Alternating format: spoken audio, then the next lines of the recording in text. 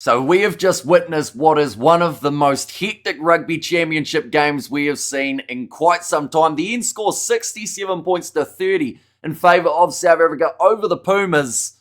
This game had a bit of everything. The first half, we had 20 minutes where no one was able to score a try. And then by the end of the game, we had almost 100 points combined between these two sides. But the end result is South Africa walk away from this contest in Durban with the 5 points on the board. They get themselves the bonus, which now puts them in the perfect position to go on to win the Rugby Championship comp. But jumping straight into it, there is so much to talk about for this game. Honestly, it felt like it was about 3 hours long. That's how long ago the early close test match stage of this game felt. They were trading 3-pointers, no one really getting a massive amount of an advantage. But then from there, that is when South Africa started really finding their rhythm. We saw an early try from Malcolm Marx in the 30th minute. We then saw a bit of a mistake from Cheslin Colby going for a drop kick from the goal line, which went straight into the hands of Santiago Chocabarez, who scored himself the try. But I have a feeling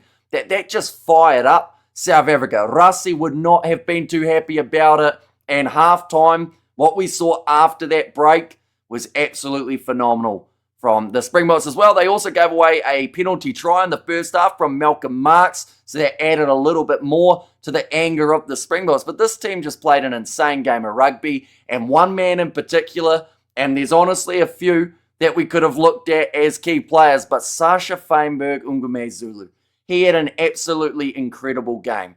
37 points that man scored, so he got the most individual points from any Springbok of any era, passing Percy Montgomery. So that's an accomplishment in its own right. He also, throughout the game, had 187 metres made. He had 2 try assists alongside it. He was just absolutely everywhere, but he was not the only man who was standing out. We saw Peter Stefter Toy have an absolute blinder. He got himself 2 tries. And then alongside him, we saw Jasper Wiese bring in that physicality. Colby, even though he had that little blunder, still overall had a solid enough game.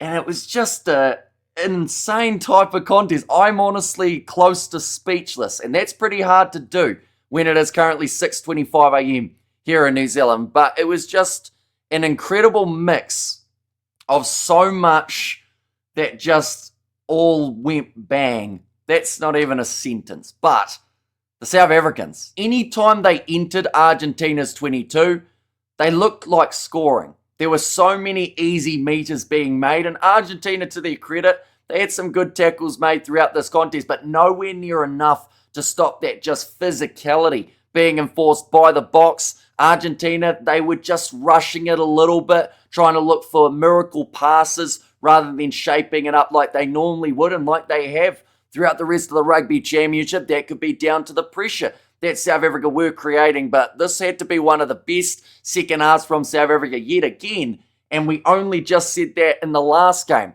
up against the All Blacks. But Sasha, he was coming out like a man possessed. He wanted every single thing to be right, and he was doing a majority of it that way. Lebok made his way off the bench and actually scored a try himself, so that's still a confidence booster for Rassie in terms of his selection for first 5. I have no idea where Andre Pollard fits into the mix at the moment, but that is what makes this so exciting.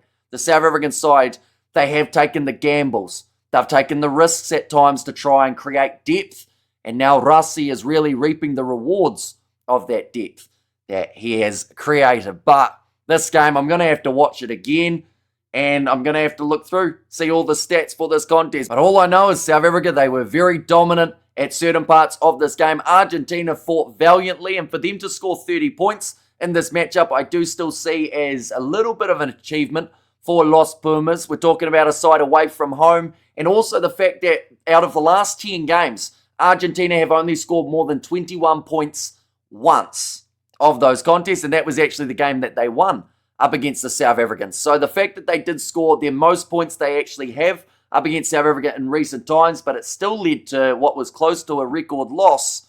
It's very tricky to know where the Pumas will go mentally from here, but their next contest, it is at Twickenham. It will be happening next weekend, and that will be for the Rugby Championship. But the Boks on 15 points, New Zealand on 14, Australia 11, and Argentina 9 It is still all to play for, but it has now become a two-horse race for this Rugby Championship competition. But nonetheless, I do thank you all very much for tuning in. Please do let me know what you thought of this game, because my brain can't really comprehend what we just watched. But I know it was very entertaining from the way that it was played. The scrums were also good from South Africa. As I'm trying to think back through this game, I'm having little moments that I'm thinking of. Also, the lineouts, they were able to do very nicely in. But yeah, insane game of rugby. Close out round 5 of the Rugby Championship. But thank you all very much for watching. If you did enjoy, be sure to leave a like and subscribe. And I will see you all for the next one.